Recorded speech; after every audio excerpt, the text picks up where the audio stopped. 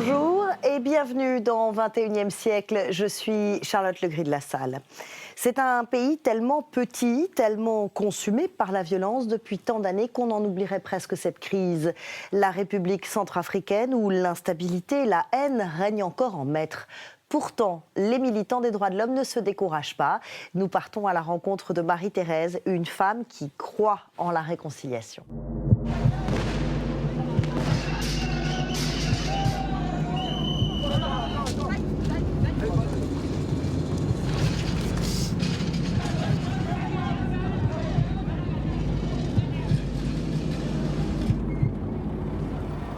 Les souvenirs que moi j'ai, c'est surtout de voir nos frères qui sont tués comme des bêtes. Leur cœur était gorgé de haine, qui se sont levés et qui coupaient leurs semblables avec des couteaux, avec des machettes. Personne ne pouvait entendre la voix de la raison. C'est comme s'ils se nourrissent de la violence. On marche dans le sang pour arriver au pouvoir. Il y a une telle pauvreté et une telle misère qu'aujourd'hui, tout est prétexte à crise, tout est prétexte à règlement de compte, tout est prétexte à vengeance.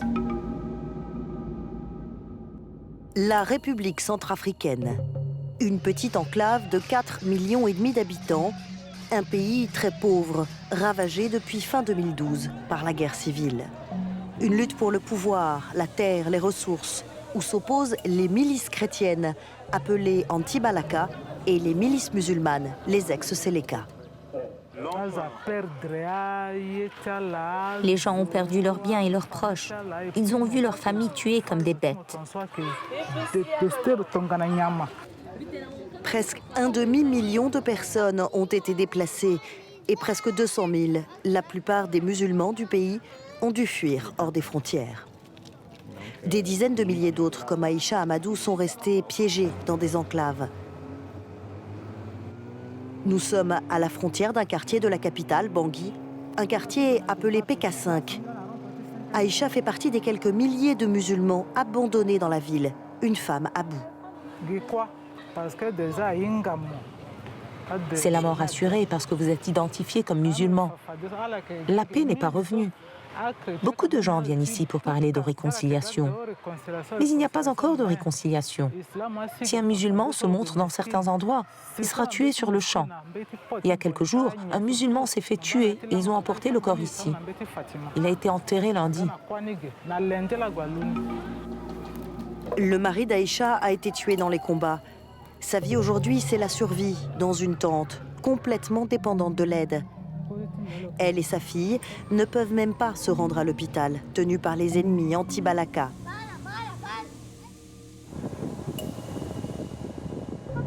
Il y a les musulmans comme Aïcha, il y a aussi les chrétiens. Près de 20 000 d'entre eux vivent dans ce sordide camp de réfugiés, près de l'aéroport principal du pays.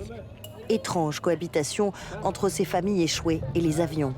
Cette carlingue est celle d'un ancien avion de l'empereur autoproclamé Bokassa, le dictateur des années 70, comme une réminiscence de l'horreur.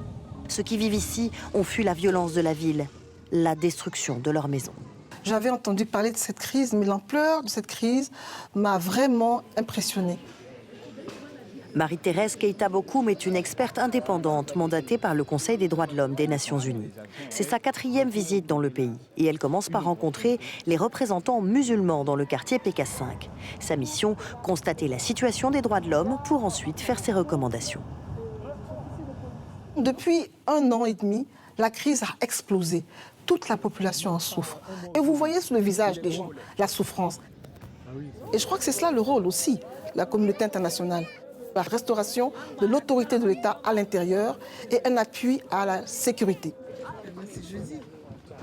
Marie-Thérèse parcourt tout le pays pour prendre le pouls de la crise. La voici à l'est, à Berberati. Elle est aidée par un agent de la mission de maintien de la paix de l'ONU, la MINUSCA. Il est important que l'on dépasse le stade de prise de conscience. Aujourd'hui, je pense que la prise de conscience est là, elle est plus ou moins généralisée. Maintenant, il faut que nous passions aux actes. Ici, comme partout en dehors de la capitale, le pouvoir central a très peu d'influence. Le pays est en fait divisé en plusieurs fiefs, contrôlés par les milices locales. Ici, plus que la religion, c'est la criminalité qui engendre la violence. Pour beaucoup, la seule protection vient de l'Organisation des Nations Unies. À Berberati, Marie-Thérèse rencontre d'abord le maire. Mais le vrai pouvoir appartient au leader de la milice anti-Balaka, qui débarque en plein milieu de la réunion. Marie-Thérèse tient à visiter une prison locale. Le maire lui a assuré qu'il n'y avait pas de femmes prisonniers. Pourtant...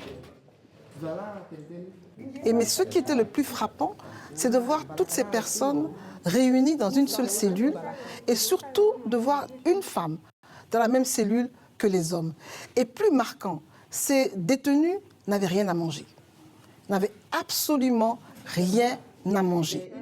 Non seulement il y a une femme parmi les prisonniers, mais aussi un jeune garçon de 15 ans, tous deux accusés de sorcellerie par les anti-Balaka. Accusations qui se multiplient ces derniers temps, un prétexte pour régler les comptes et intimider les opposants. Tout le monde a des droits.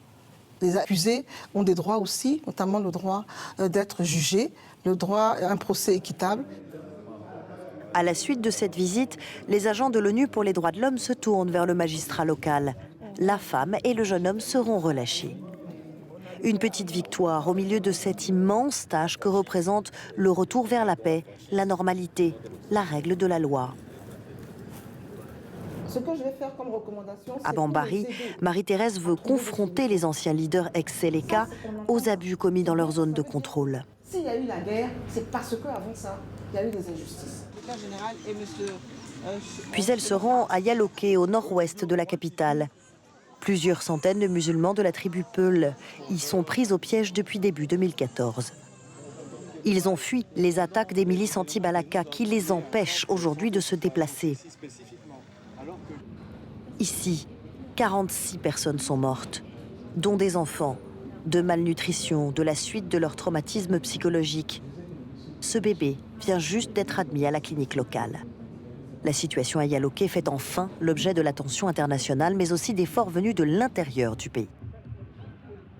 Il y avait les anti-Balaka qui ont constaté que dans un de nos véhicules, il y avait les Peuls. Ils ont crié et les autres sont arrivés avec des couteaux. Dieudonné Nzapalenga est l'archevêque catholique de Bangui. Il a voyagé jusqu'à Yaloké pour apporter son aide et a accepté de ramener une petite fille malade et sa famille à la capitale. Mais à l'entrée de la ville, c'est une embuscade qui l'attendait. Il y avait un jeune qui est venu en furie, en colère, agressif. C'était leur chef. Mais moi, je suis un homme de Dieu, je crois au miracle. Ce jeune est venu, j'ai dit, je vois la colère, la haine, le désir de vengeance dans tes yeux, dans ton cœur. Viens ici recevoir la bénédiction.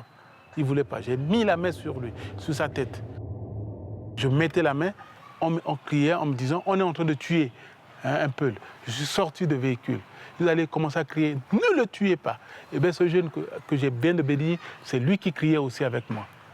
Ne le tuez pas. La foule était prête à tuer cette famille et l'archevêque, simplement parce qu'il venait en aide à des musulmans Peuls. Il est parvenu à ramener la famille saine et sauve chez lui à Bangui, où elle vit maintenant sous sa protection. L'archevêque Nzapalenga et d'autres chefs religieux sont aujourd'hui les voix qui portent cette réconciliation, les meilleurs alliés de Marie-Thérèse dans sa mission. Cette plateforme religieuse est un élément très important, un exemple de solidarité, de la valeur de l'être humain et du respect de ses droits. Parmi les tâches de l'archevêque, aider à la distribution dans les camps de réfugiés de la capitale. Des camps parfois occupés par les milices chrétiennes, avec une forte proportion de criminels qui ont rejoint leur rang par pure opportunité. Ici, les meurtres, les viols, les vols font partie du quotidien. Au plus profond de nous-mêmes, dans nos cœurs enfouis, existent des situations que nous avons vécues et que parfois, qui sont là comme des bombes. Pour cet homme de foi, le retour à la paix dans le pays ne peut passer que par un bilan approfondi, honnête et partagé de ce qui s'est passé durant ces années de violence. On peut se tromper, on peut faire du mal. Peut-être que vous n'avez pas tué mon père, on vous a mandaté. Vous l'avez confessé. Vous avez dit de vos propres bouches que vous avez tué, je suis libéré. Je peux maintenant faire mon deuil. Et c'est là où la réconciliation pourrait avoir son sens. Exemple concret, l'archevêque a protégé un imam qui avait fui les combats dans son district. L'imam Kobin Layama, un homme tout simplement menacé de mort et qui a pu vivre dans la résidence de l'archevêque pendant plusieurs mois. Ils sont restés très proches. Certainement, il y a des gens dans la communauté musulmane qui ont pensé que le fait d'être accueillis par mon frère Monseigneur, c'est de l'apostasie. Mais je leur ai toujours répondu que dans notre religion, la religion ne nous a jamais demandé de prendre pour ennemis les frères chrétiens. L'imam Kobin Layama, l'archevêque, d'autres autorités religieuses ont parcouru le pays à la recherche de soutien. Ici, c'est lors de la messe dans l'église locale que le message de l'archevêque résonne.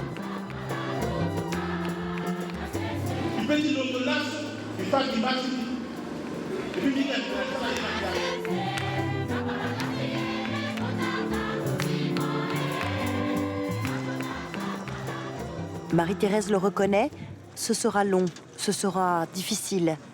Quel avenir pour le pays ? Beaucoup, comme Aïcha, sont désespérés. Ce sera difficile pour le pays de revenir à l'ancien temps. Il y a beaucoup d'amertume dans le cœur des gens. Ça ne s'arrêtera jamais. Certains peuvent oublier des choses, mais il y a des choses qui ne pourront jamais être oubliées jusqu'à la fin des temps. C'est pour renverser la fatalité que les Nations Unies ont aidé à organiser le travail national de réconciliation. Marie-Thérèse est l'un des experts du Conseil des droits de l'homme pour les procédures spéciales. Elle travaille bénévolement, toujours pour défendre les droits de l'homme à travers le monde. Et c'est devant le Conseil de Genève qu'elle délivre ses recommandations. La République centrafricaine, à ce moment clé où elle se prépare pour des élections présidentielles qui devraient permettre la fin de la transition.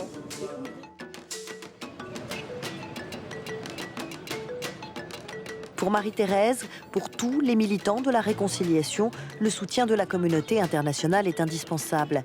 Mais la clé, ce sont les citoyens eux-mêmes, les habitants de la République centrafricaine, qui doivent apprendre à vivre ensemble.